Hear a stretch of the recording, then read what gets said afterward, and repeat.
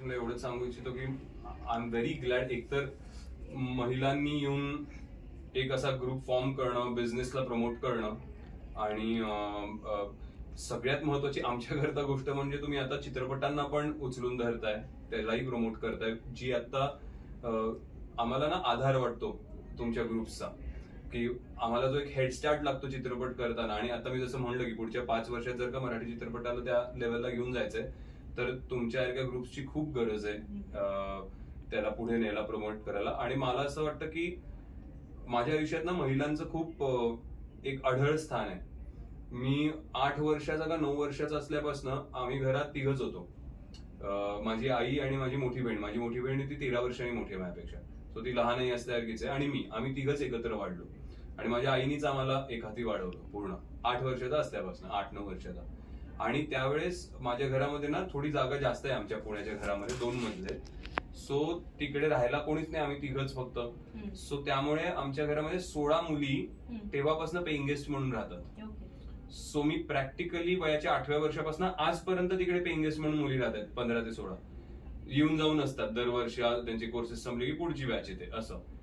तर मी 8व्या वर्षापासून 18 ते 19 महिलांमध्ये वाढलेला मुलगा आहे. कंटिन्यू 24 तास माझ्या आजूबाजूला कायम 18 ते 19 महिला असायच्या घरात फिरत. So I don't know Y, पण माझा एक कनेक्ट आहे वेगळा महिलांसोबत. इव्हन माझे प्रोड्युसर्स जर का तुम्ही पाहिलात तर माझे जे चांगले हिंदी शोज झाले, तुम्ही खतरो के खिलाडी बोलताय किंवा इमली नावाचा माझा एक शो होता, किंवा मी झलक दिखला जा केलं होतं, या सगळ्याचे चॅनल हेड्स आणि प्रोड्युसर्स या निर्मात्या होत्या. निर्माता नव्हते, निर्मात्या होत्या. माझ्या गेल्या चित्रपटाची पण आमची निर्मातीच होती. सो युजली जे दिग्दर्शिका होती, स्नेहल तरडे दिग्दर्शिका होती.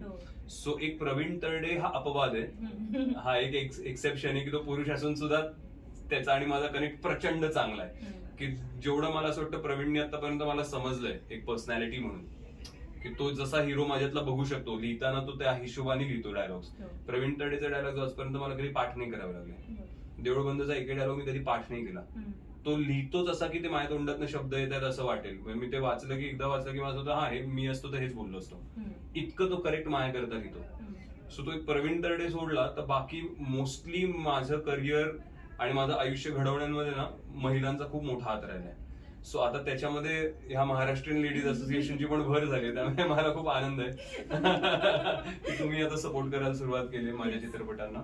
So very happy about it. ह्याच नाही, बाकीच्या सगळ्याच गोष्टीला किंवा सगळ्याच जेवढे मूवीज येत आहेत किंवा तुमचे इव्हेंट्स येतील त्या सगळ्याच गोष्टीसाठी महाराष्ट्रीयन लेडीज असोसिएशन तुमच्यासोबत असोसिएटेड असणार आहे. धन्यवाद. सो सर, तुम्ही इथं आज आलात आणि आपण खूप मस्त धमाल गप्पा मारल्यात, त्याबद्दल